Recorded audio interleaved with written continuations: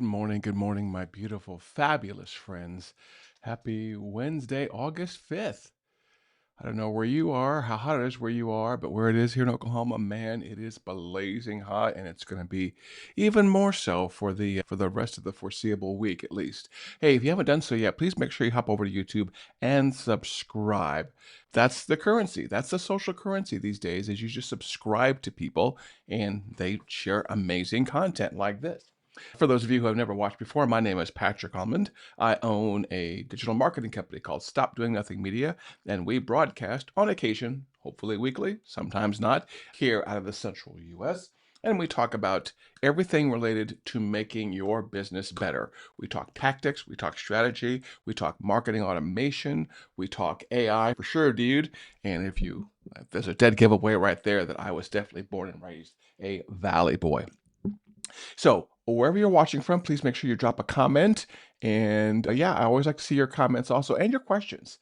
I have a set agenda that I do here, but I'm always interested in your questions because I take the questions and I will answer them and I will broadcast them. They will be on the stream later, and this turns into a podcast. This will turn into a blog post. And I am not the smartest person on the planet. There are plenty of other smarter people out there besides me, but I want to hear from you, okay? I want to hear from you as I'm talking about these topics. And the goal of all of this is to make you a better business owner, to make you a better techie, to get you more proficient with things like AI and marketing automation and lead generation.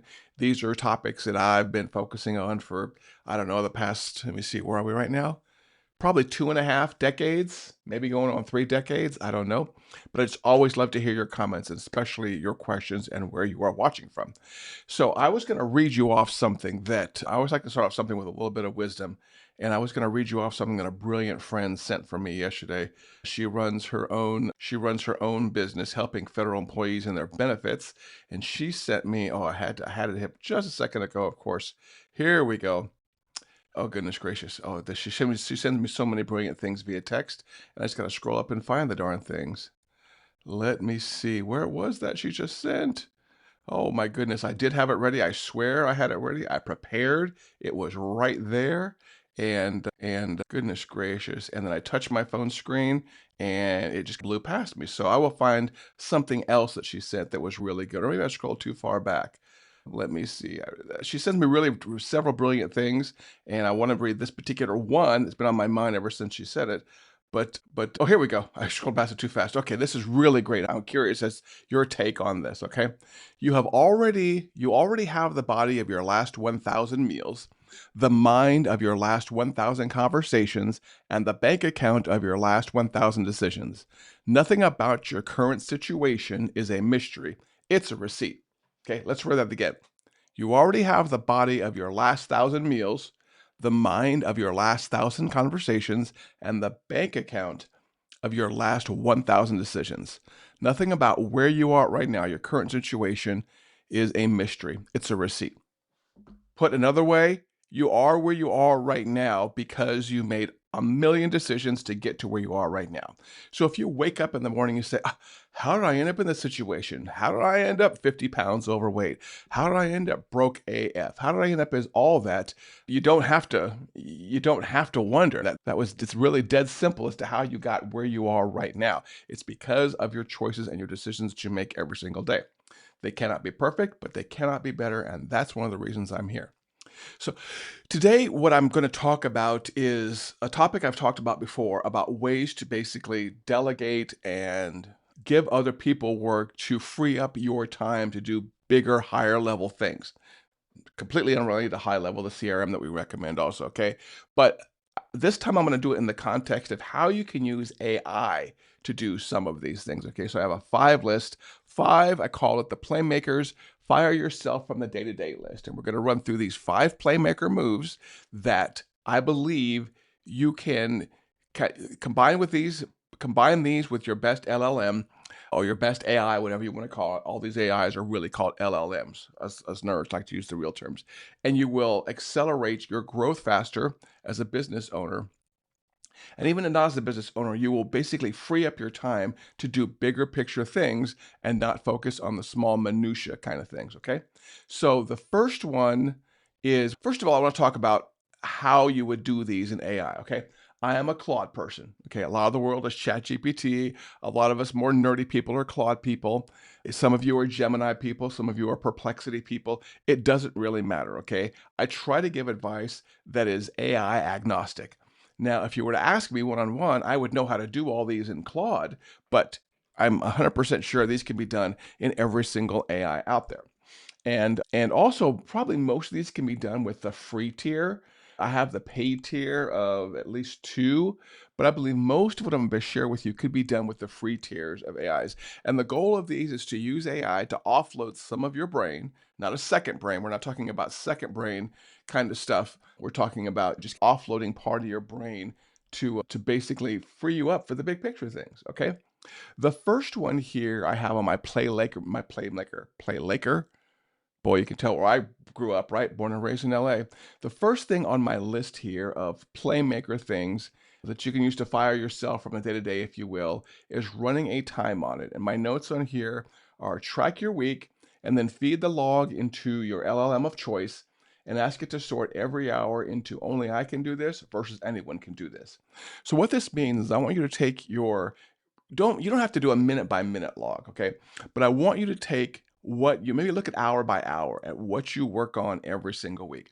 And to do this, you may have to do a little bit of time tracking. There are tools out there like Rescue Time that will help you track your time as to what you're doing, or the easiest way is just a pen and paper next to you. But oftentimes we think, and by the way, a list like this are things I am 100% guilty of. Have been in the past, still am every now and then.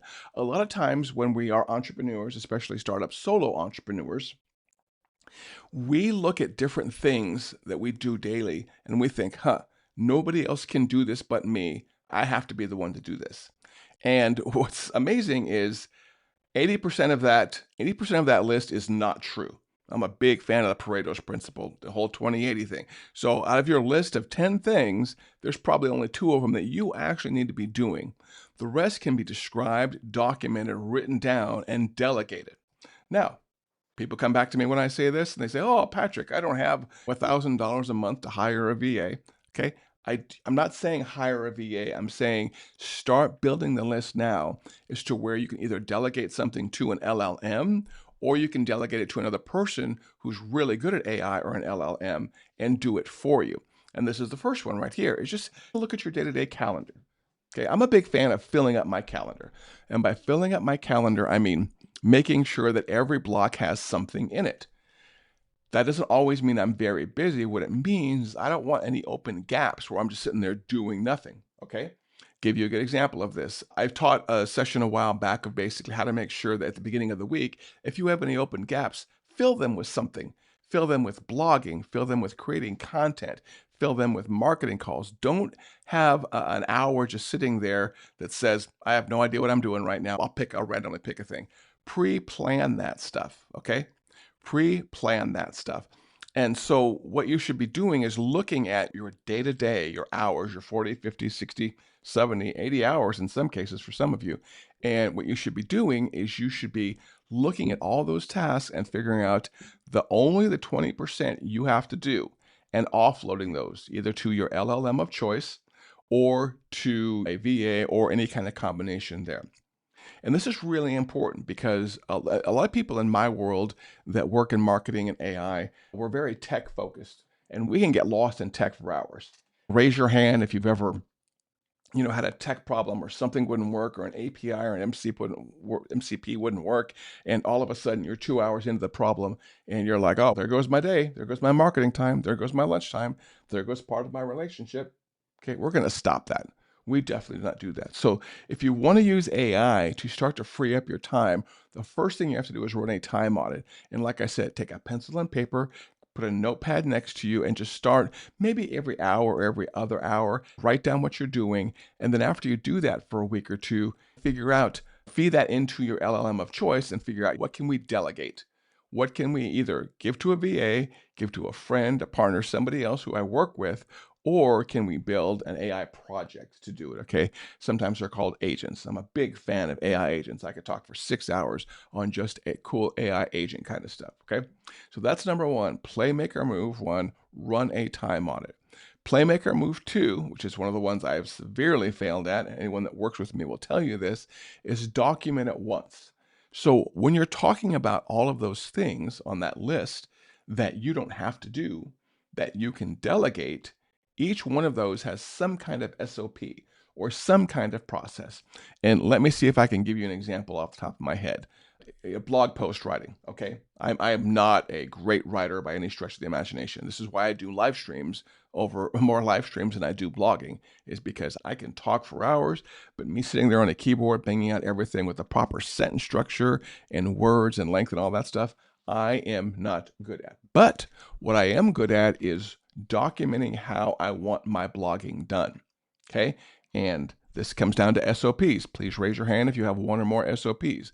What this means is you develop the concept for the blog post, you work on the thumbnail, you work on the bullet items, you work on the taglines, you work on the social media posting as a result.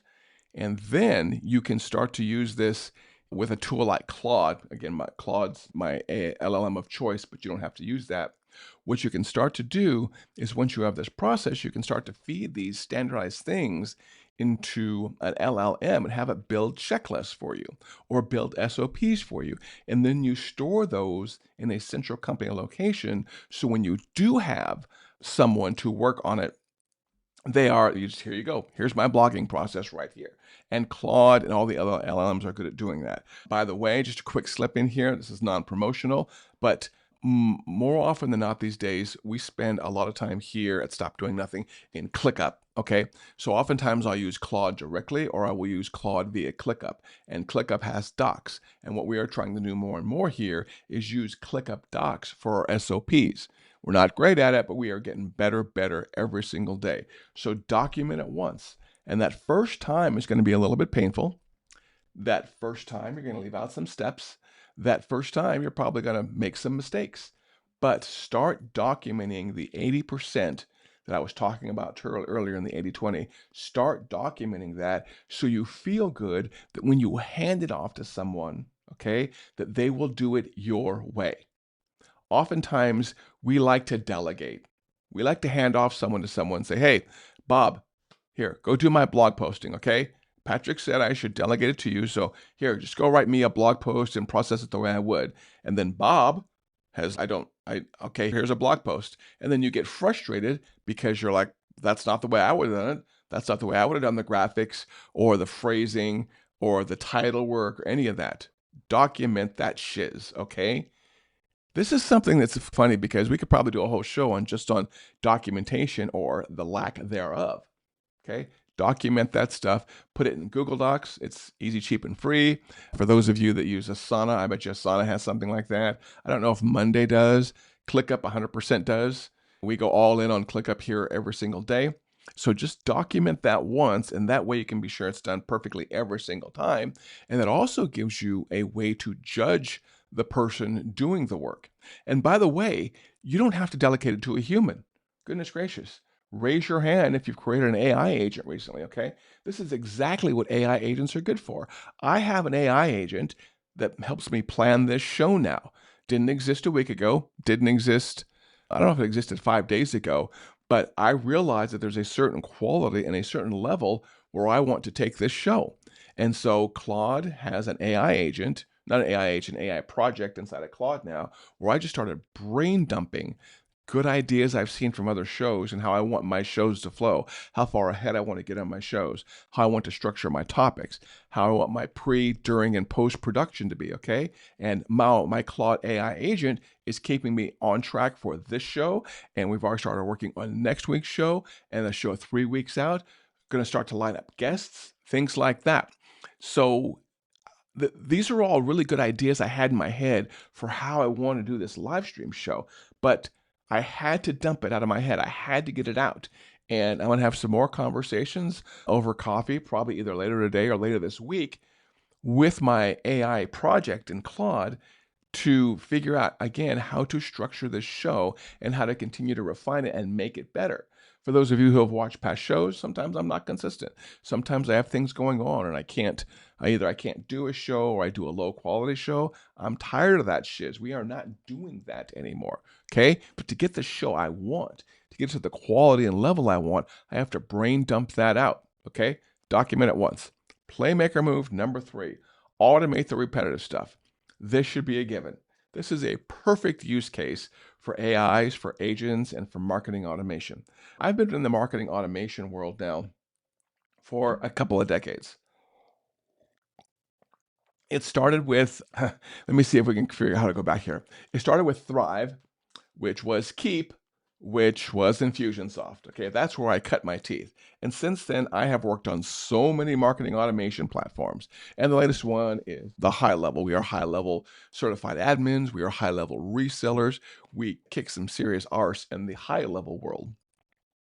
But in the world of marketing and lead generation, I learned a while back that there's so much you can automate.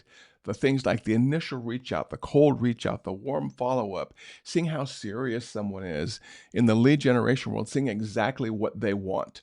Now you can do this obviously with high level, but you can do it with AI also. But just basically putting things on autopilot because not every single thing requires a human being. Okay? Not every single thing requires a human being. Some of the creative stuff does, and stuff that requires a human to make some decisions. Yeah, that stuff does. But goodness gracious, stuff like checking analytics, checking finances, keeping track of goals. One of the things I really love doing inside my AI tools is basically setting content goals, reach goals, financial goals, and having it pull that information for me and say, hey, you are behind target, you are on target, you are ahead of target. That's something that doesn't really need a human to do it. Okay, and I have 100% done this. I've trained my AI agent to look at my pipeline, to look at my Stripe account, to look at even in my emails and also in our accounting package, Xero. We use Xero, Xero. These days, when I'm working with AI, I look at tools, only tools that have MCPs, and Xero, Xero, has an MCP. So I can have a Claude agent wake up every single Friday morning at 5 o'clock. That's how I like to measure my week and my client's week. It's Friday morning at 5 o'clock or Friday morning after midnight. How did we do for the past 7 days? That's our cycle here when we build marketing for people, our Friday mornings. I can have a Claude agent wake up, connect to my Stripe account, connect to my Xero account, connect to my CRM account, which has my pipeline, and to connect to any other kind of places where I collect financial information and say, this is what you brought in. This is what you have in the pipeline. This is how many deals you won. This is how many deals you lost. And if you are aiming for $1 million month or a $5 million month, wink, boy, wouldn't that be nice? Then here are the things you need to do, and you're on target or you're behind target. Okay. That's something that doesn't need a human intervention. For me to do that manually, it's log into my Stripe account, write down the number, put it in a tracking spreadsheet, log into Xero, same thing, log into High Level, do the same thing. Oh, sweetheart, we're not doing that. We're going to delegate that to an AI agent. And by the way, quick sidebar here.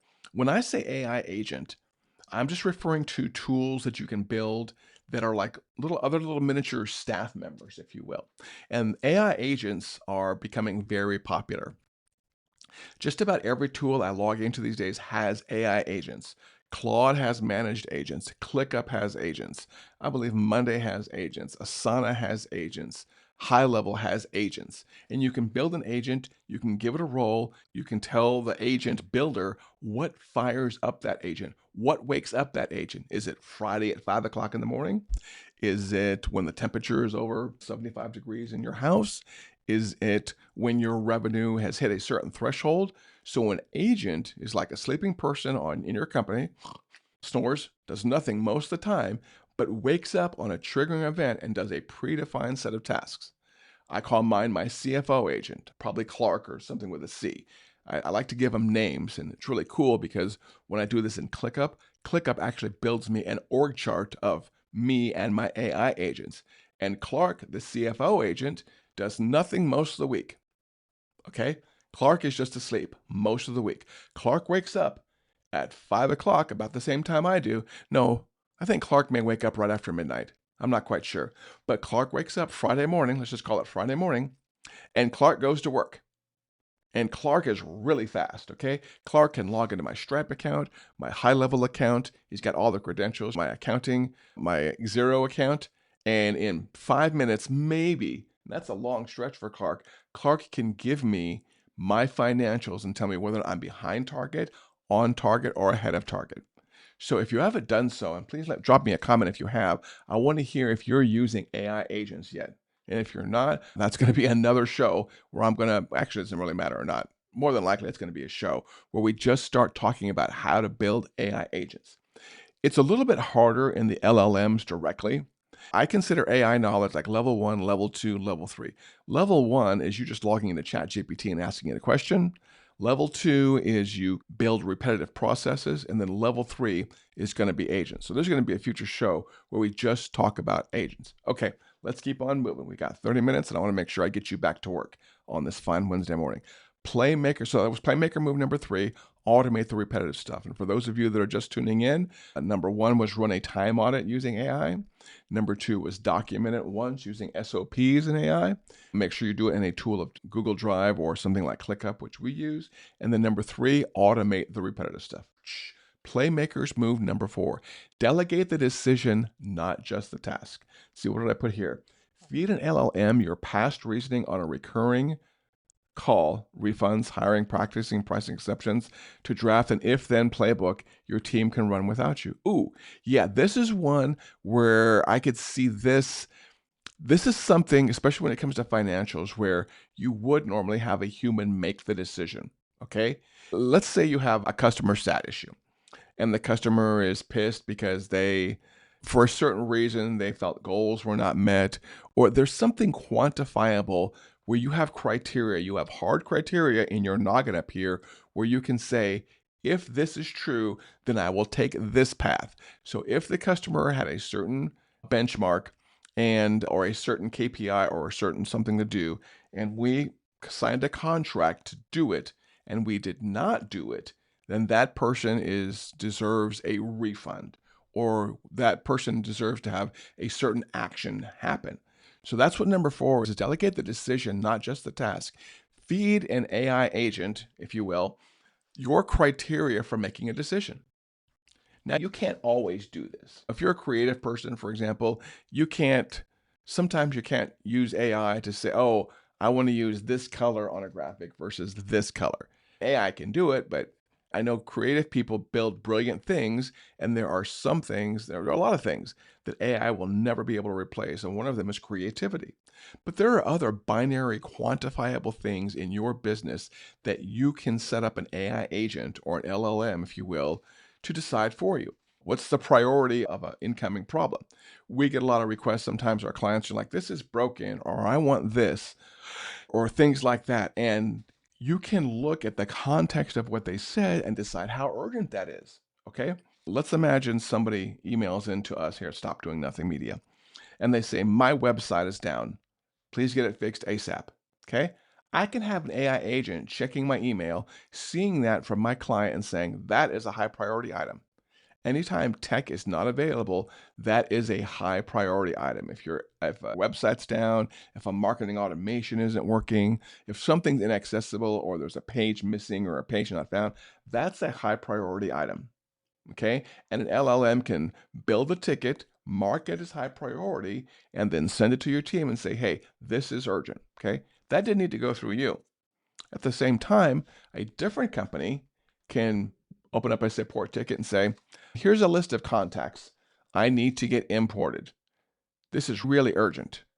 Or let's just say they don't say it's the urgent part, because sometimes you have to be careful. I love my clients, I really do, but sometimes urgent is not urgent, if you've all been there. Let's say someone emails into our support and says, I need to import this list of clients. Please get it done ASAP, okay? That's not urgent.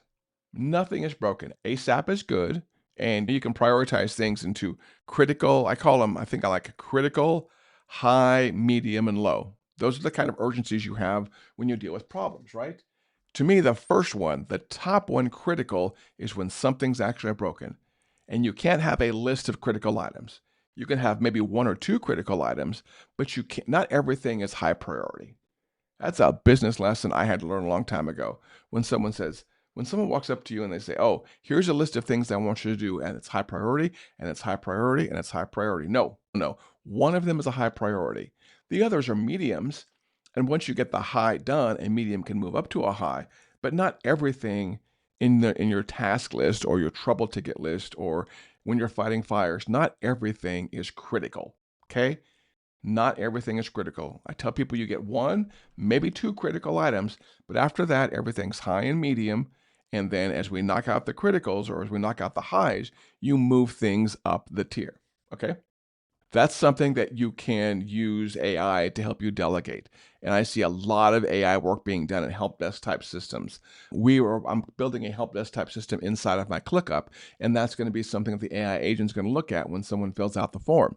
Is based on the words they put in there, is this a low, medium, high thing? A medium or a low might just be a question. Hey, Patrick, we were curious if this is possible. Don't do it yet. Okay, that's a medium or a low priority question. A high or a medium or a high is something they want done ASAP, and a critical is something that is broken. Okay, AI can make those decisions